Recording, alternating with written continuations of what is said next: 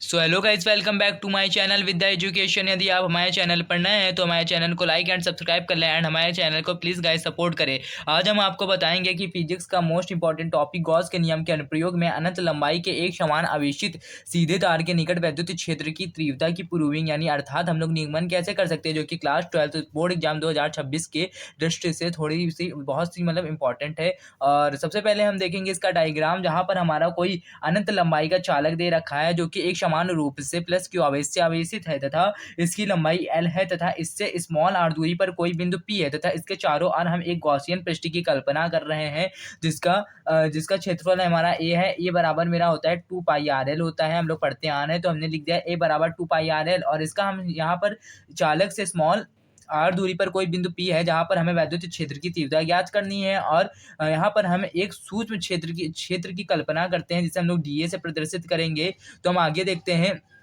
Theory के according माना कि कोई अनंत लंबाई का सीधा चालक जिसकी लंबाई एल तथा तार से आर दूरी पर एक बिंदु पी है जहां हमें वैद्युत क्षेत्र की तीव्रता ज्ञात करनी है तथा तार का रेखीय आवेश घनत्व लैम्ब्डा है। तो हम आगे देखते हैं इसकी। देन गाइस, हम चालक पर उत्पन्न वैद्युत फ्लक्स देखेंगे। सबसे पहले हम लोग वैद्युत फ्लक्स का क्या फार्मूला पढ़ते आ रहे हैं, फाई ई बराबर ई। चूंकि हम लोग सूक्ष्म क्षेत्रफल की कल्पना कर रहे हैं तो डीए हो जाएगा। ठीक है, दोनों पक्षों का समाकलन यानी इंटीग्रेशन कराएंगे, दोनों पक्षों का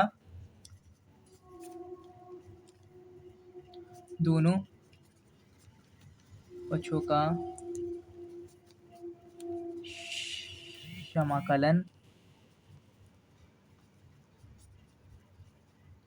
करने पर तो हम क्या करेंगे, सबसे पहले दोनों पक्षों का समाकलन करा देंगे। फाई ई बराबर समाकलन ई डी ए। ठीक है, तो सबसे पहले समाकलन कराने के बाद हमारा क्या काम होगा, नहीं यहाँ नहीं लगेगा इंटीग्रेशन, उधर साइड लगेगा तो हो जाएगा फाई ई बराबर में ई समाकलन इधर आ जाएगा डी ए। हम लोग क्या पढ़ते आ रहे हैं, चूंकि में हम लोग पढ़ते आ रहे हैं कि समाकलन D X in equal to X होता है। सेम चीज यहीं पर कर देंगे, फाई ई बराबर ई इंटू में डी ए नहीं हो जाएगा, बस ए हो जाएगा। इतना करने के बाद हम लोग क्या करेंगे, देखो आगे हम लोग करेंगे यह कि फाई ई बराबर हम लोग क्या पढ़ा है, क्षेत्रफल जो हमारा बेलन का क्षेत्रफल था ए बराबर 2 पाई आर एल था चूंकि में। ठीक है, चूंकि में लिख लेंगे ए बराबर 2 पाई आर एल, तो पाई ई बराबर ई इंटू 2 पाई आर एल। ठीक है, तो फाई ई कर दें या फाई भी कर सकते हैं या फाई ई भी कर सकते हैं, चूंकि हम लोग पता है क्या पढ़ते आने हैं कि चलो फाई ही कर रहे हैं। तो ठीक है, तो हम लोग क्या पढ़ते आ रहे हैं, गॉस का नियम पढ़ते आ रहे हैं।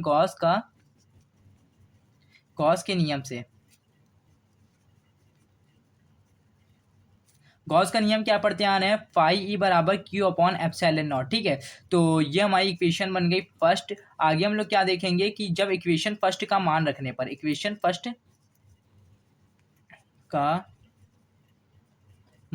पर तो जो हमारा ये phi E in equal to E into 2 pi R L जो हमारा निकला था, 2 पाई आर एच होता है लेकिन लंबाई एल दे रखी है तो हम लोग एल लेंगे और यहाँ पर लिखेंगे फाई ई की वैल्यू क्यू एप्सिलॉन नॉट, बस इतना इधर रख देंगे। तो हम लोग आगे देखते हैं। सो गाइस, जैसा हमने की बताया कि हमारा गॉस का नियम था, गॉस के नियम का सूत्र हमने यहाँ पर नोट कर दिया जो कि क्यू बटे एप्सिलॉन नॉट था। फाई की जगह हमने नोट कर दिया क्यू बटे एप्सिलॉन नॉट। आगे हम लोग क्या देखते हैं कि हमने पढ़ते आ रहे रेखीय पृष्ठ आवेश घनत्व का सूत्र लैम्ब्डा बराबर क्यू अपॉन एल। चूंकि ये आपको याद रखना होगा, ये हमारा सूत्र होता है रेखीय आवेश घनत्व होता है क्यू बराबर लैम्ब्डा एल। ठीक है, क्यू बराबर लैम्ब्डा एल निकाल लेंगे, ये लैम्ब्डा एल इक्वल मल्टीप्लाई में चला जाएगा। क्यू की जगह वैल्यू रख देंगे lambda L epsilon naught in equal to E into 2 pi R L. ठीक है, तो एल से एल हमारा पूरा कट जाएगा। अब क्या बचेगा, lambda epsilon naught in equal to E into 2 pi R L.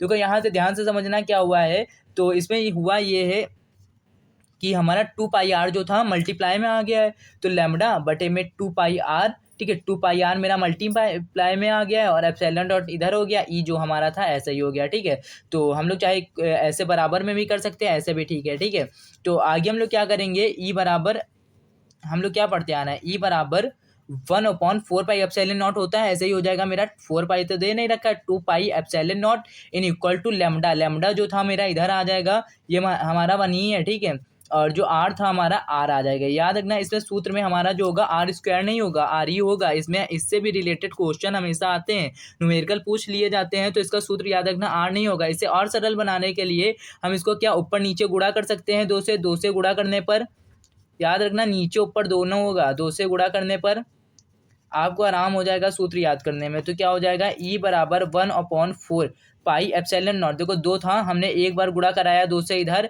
एक बार गुणा कराया 2 से इधर, 2 से अगर हम काटना चाहे तो 2 से तो कट जाएगा, इसलिए इक्वल है तो 2 से हम लोग गुणा कराएंगे 1/4 pi epsilon naught in equal to, जब ऊपर कराएंगे तो हम लोग 2 लैम्डा आर। ठीक है, ऐसे कुछ रख सकते हैं। इससे रिलेटेड न्यूमेरिकल बहुत आते हैं, बस इतना सा याद रखना है कि नीचे आर स्क्वायर नहीं है हमारा, आर ही है। बहुत बार कंफ्यूजन होगी आपको, बस इतने से अच्छे से याद रखना। Thank you so much guys.